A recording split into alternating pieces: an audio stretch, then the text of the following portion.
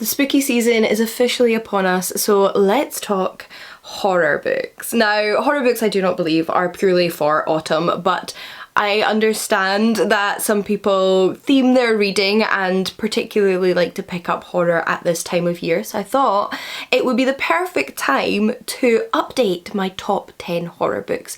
It's been years since I filmed this video and honestly my list has changed substantially. I have read so much more horror in the past few years. I have become a horror fiend, I might say. I have watched so many more horror films, read so many more horror books, and played so many more horror games. And if you'd like to see my top 10 horror films, let me know because I could film that next. But we are here for the books for now, and I have narrowed down the list to 10 I absolutely adore, and which also I think encompass a broad range of sub-genres within horror. So without further ado, let's get into the books. These books are in no particular order, but I do want to start with You Let Me In by Camilla Bruce. So this I think is best described as literary horror. You could easily pick this up I think in the general fiction literary section of the bookshop as well as in the horror section, and it is a beautiful blend of lush, gorgeous, imaginative fairy tale prose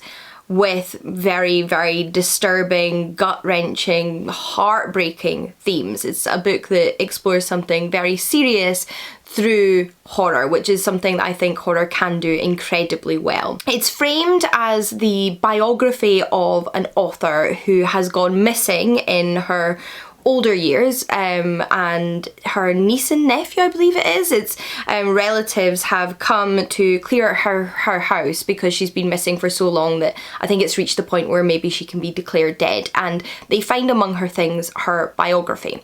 And this biography is told as though our narrator, our author, experienced a relationship with the fair folk growing up. So she basically spent a lot of her time as a child and as a teenager and even as an adult with the fae.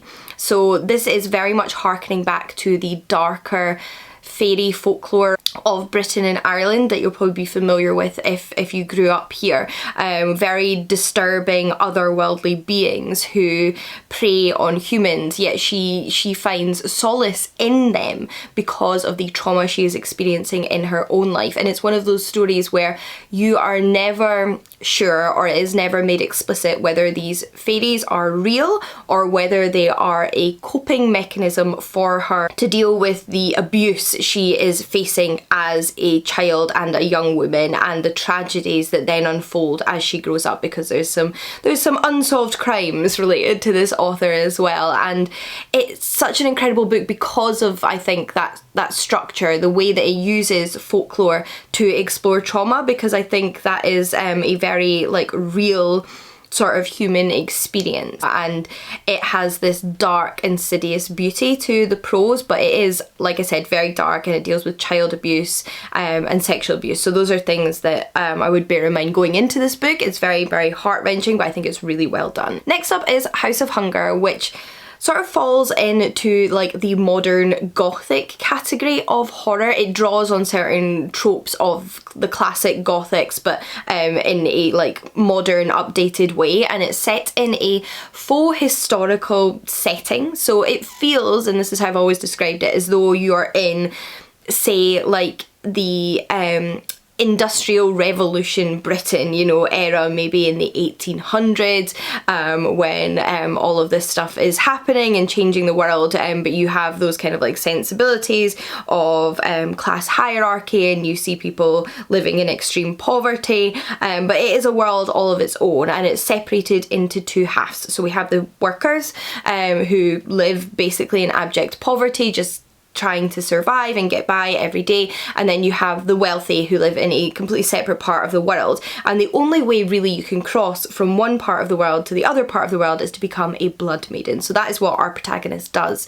She gets a position as a blood maiden, which is basically somebody whose blood is siphoned off used and drained and drunk by the wealthy for its health benefits. It has themes of vampirism, but it isn't specifically about vampires. This is just the wealthy feeding off the poor. It's a very clear metaphor for capitalism and poverty and class, and it's really well done and really, really creepy, because our protagonist has to survive in what she hopes to be this liberating new scenario, but ends up being much darker in its own way, and how exploitative it is, how she and her fellow blood maidens are sort of pitted against one another, but have to find a way to like see past that and band together against those who are truly oppressing them. I mean, there's a lot of parallels for things that are going on now and always have been going on historically, and it's really well done. It's also sapphic, which I love, although the main relationship's definitely pretty toxic,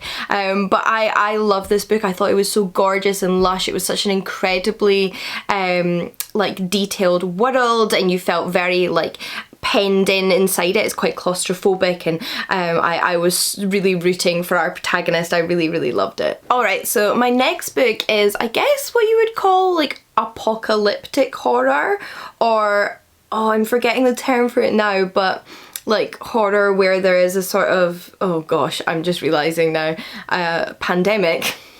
So you may or may not want to read that depending on how you're feeling. But the novel is called Sealed, and I do think this is a highly underrated one. I think it's the one with the fewest rating on Goodreads on this list. And for context, this is set in our world, but there has been a rise in the number of cases of this disease, which has evolved quite recently, and it causes people's mouths, nose, ears, what have you, basically any kind of hole or orifice in their body to seal up. So the skin grows over, so like the skin might grow over your mouth, which obviously would massively impact your ability to live, to take in food, to breathe, etc. And you can imagine all of the medical ramifications of this beyond just like the horror of it. It really reminds me of this one episode of Fringe. I don't know if anybody watches that show, but yeah, so that is the disease, and it's like the world now, you know. The wealthy have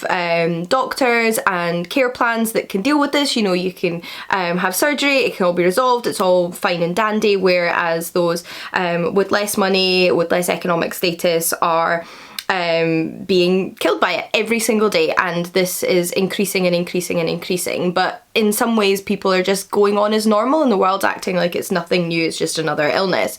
And our protagonist is a journalist who just cannot stop thinking about this disease. She's obsessed with it. She feels like there's a cover-up. She feels like there's more going on than world leaders and governments are letting on, and that it should be taken more seriously. But there's also the fact that she is pregnant, and she didn't plan this pregnancy. It was an unplanned pregnancy, and though she's chosen to go forward with it, she's kind of dealing with all of the mental impact of that, you know, like she's going through a lot internally with how she feels about becoming a mother, especially based on her relationship with her own mother, and everything to do with that. And it's making her a little bit paranoid, and it's also meaning that people aren't necessarily taking her concerns about this wider disease seriously. And there's these parallels between like big and small issues, like the personal and the global, and also the dismissal of women's fears. And it's a really fascinating read, because there is this impending growing pandemic that's going on,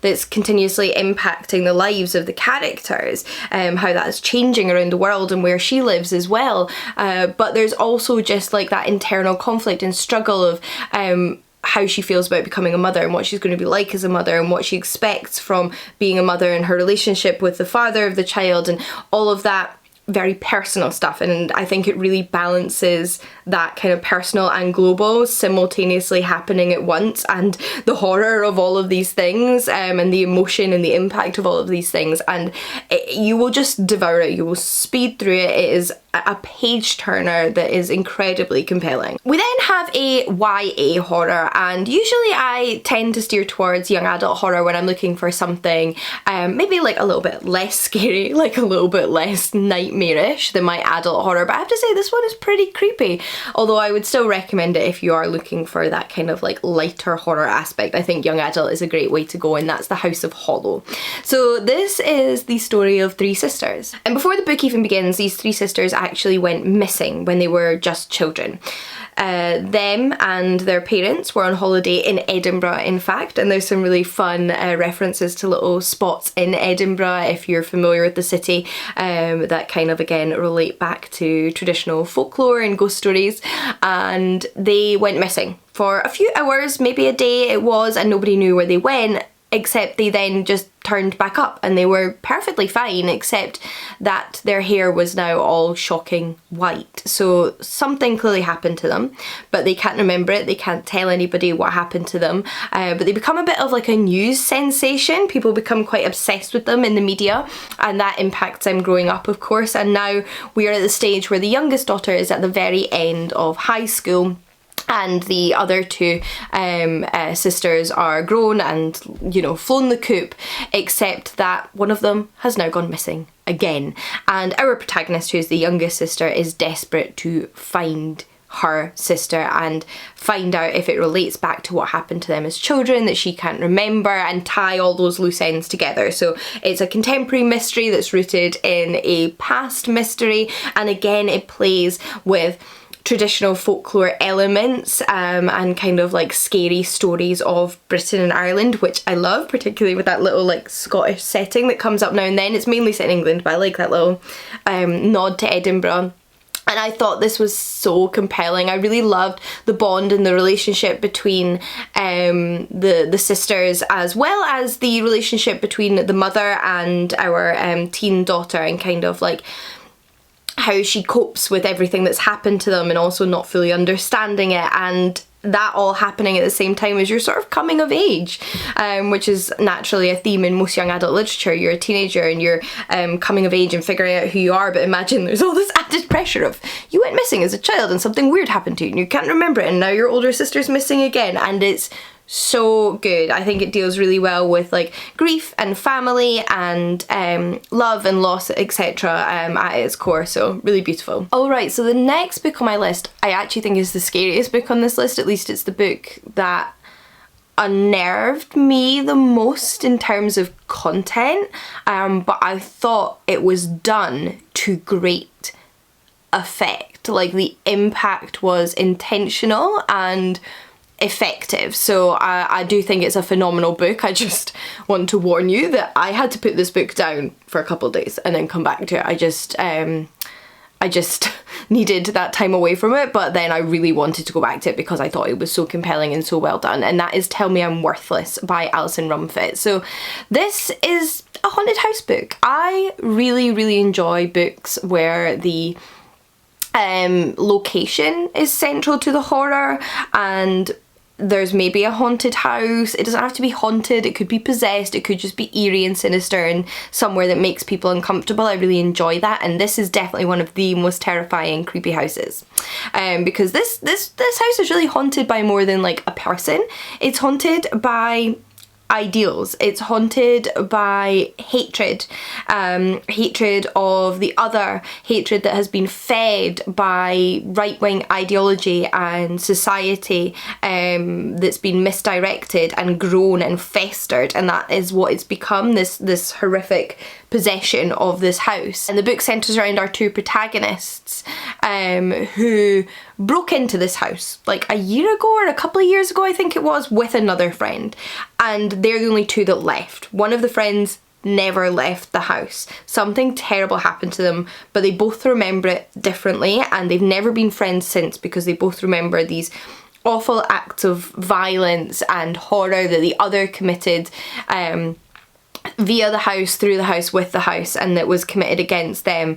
And I think they blame each other and the other for the missing friend and what happened to them. But in order to kind of find closure, to close that chapter, to really figure out what happened to them, they have to go back. Like I said, this book deals with like festering hatred of right-wing ideology. There's a lot of transphobia in there, as well as a lot of other hatred, but it is so well done. Like, it uses the metaphor of the haunted house, it uses the horror genre to explore those themes and how that kind of hatred festers and grows, and is like used against people so well. And there's so much raw emotion in this book. It is tangible and it stays with you. I have thought about it regularly since I read it, I think over a year ago. So yeah, would absolutely recommend this if you're in the headspace. Returning to apocalyptic horror, and like truly apocalyptic horror actually, I think this is one of the oldest books on this list, as in it's one of the horror books I read the longest time ago that I still really, really adore and think deserves to be on here, and that's The Girl with All the Gifts. So this book is set during the zombie apocalypse, and I tend to steer away from zombie books or zombie media and films and television shows in general. It's not like a trope or a horror genre I gravitate towards, but there are a few books I think do really interesting things, and actually even the ones that I'm not into probably do really interesting things too. They're just not for me, but this one in particular I think is really, really interesting. It begins in a sort of army compound where survivors are like all kept together, not every kind of survivor, but scientists and the army and people they believe are valuable to society, like teachers, and they are also running a school out of this compound. A school for young children, one of whom is our protagonist. So our protagonist is one of these children in this school, but her experience of school is not just different because it's in a compound. There's also the fact that she is chained up most of the time, and she is kept separate from her peers aside from class hours, and she's not allowed to touch people or be touched by other people, and she doesn't understand why. Nobody's actually explained to her what is about her and her fellow children that is different, but you know, they're still kids. They're still kids with kids' mentalities that are just trying to like understand the world and make the best of it. And I don't want to say what happens in the book because that's where it begins, but it very much like goes other places.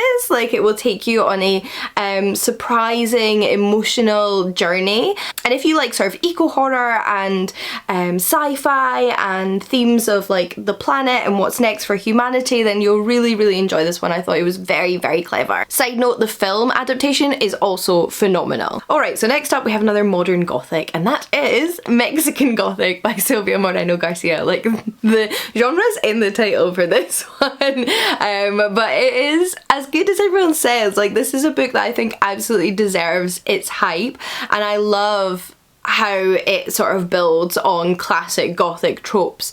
You know, we have our young woman who goes to a strange house far from home with men she doesn't know, although in this circumstance it's specifically about the sister. So our protagonist's sister got married and she's not really heard much from her in a while. It's been a little bit quiet since she left home to go and live with this new family, and she decides that she needs to visit her. She needs to see what's going on in her sister's life, she needs to check in on her, only to find that there are layers of secrets in this old family home for this wealthy insular family that her sister has married into. This also fits into another subgenre of horror, but I don't know whether to tell you because it's a minor spoiler. So I'm just not going to, but you might already know it. You might have seen it on some lists for this subgenre, and it's one of my favourite subgenres. But I particularly loved our protagonist this one. She is so determined, she is so willful, she is confident, she knows what she's about and what she cares about and what she is willing to do to protect it, and I think she is fantastic. I really, really, really like that about her. We then have another horror which plays on themes of folklore. I guess folk horror, a bit like House of Hollow or You Let Me In. I love folk horror. I love horror that plays with the darker side of folklore and folk belief. I think it's so interesting. It's one of my favourite subgenres of horror, and that is The Twisted Ones by T. Kingfisher. So this one is set in the rural US, and it follows our protagonist and her dog, who have travelled to her grandmother's old house to clear it out. Basically, she's been left with the job of clearing out her now dead grandmother's hoarder house. So her grandmother was truly a hoarder, and this house is like bowing under the weight of everything she collected. It's unlivable. But you know, she's gonna give it a go, and among the items in this house, amidst everything else, she actually finds her grandfather's diary. And this diary is incredibly strange.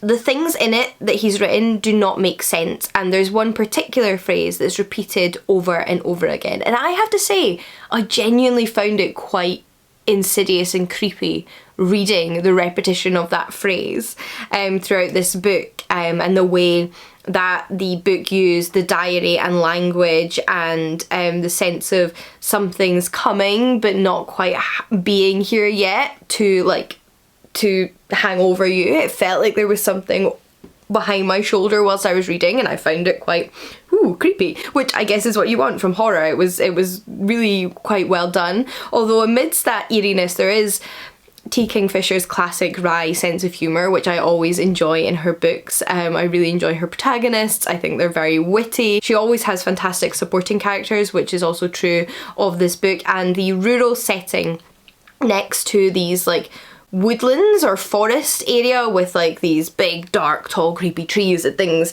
might be lurking in is just fantastic. So my next book is more of a novella than an actual novel, but it manages to pack such a punch in so few pages, and that is Ring Shout by P. Djeli Clark. So this is an alternative history horror set in the early 20th century, and it is in fact inspired by The Birth of a Nation. So if you're not familiar with The Birth of a Nation, it was an incredibly racist, hate-fueled film adapted from a book in the late early 1900s. And in Ring Shout, P. Djeli Clark imagines what if this film itself not just, you know, influenced the minds of people as it did, but takes that one step further metaphorically by making it sort of possessed as a film, and there being creatures within the film, and the film is being used to infect humans with these creatures, which again, like I said, is effectively a metaphor for this hatred and this racism that's coming out of the film. And it's really well done. It's a really impactful metaphor, as well as just being a really compelling story with a fantastic protagonist. I really like P. Djeli Clark's protagonists. I've read a few of their books now, and I really like his female characters in particular. I think are absolutely incredible. I love them. I think they're so like gutsy and fabulous. And in this book we follow one who is part of a group who are sort of fighting against these creatures, these demons, these ghosts, whatever have you, that are using this film. And I could not put this book down. It's a book you could absolutely read in one sitting. Then last but not least, I actually want to mention a short story collection, or two short story collections really, because I'm not gonna lie, I read these two short story collections by the same author almost back to back, and I can't entirely remember which stories were in which. I just thought they were both phenomenal collections. So I'm cheating, and I'm just going to recommend both of them to you at the same time. So those are The Dangers of Smoking in Bed and Things We Lost in the Fire by Mariana Enriquez.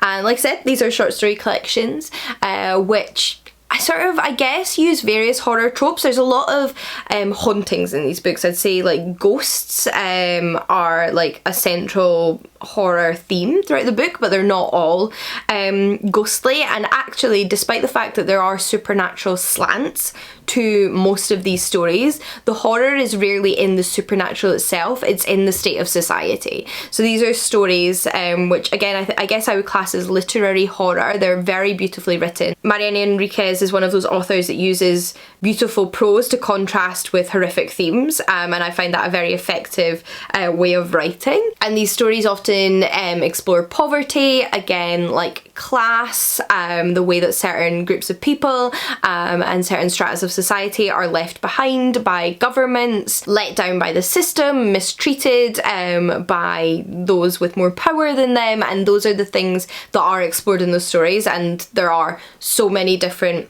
plots to the actual stories themselves. I'm not sure it's necessary really to go into detail about those, but they are so well done. They're very claustrophobic, they're very thought-provoking. Like, each individual story has you thinking.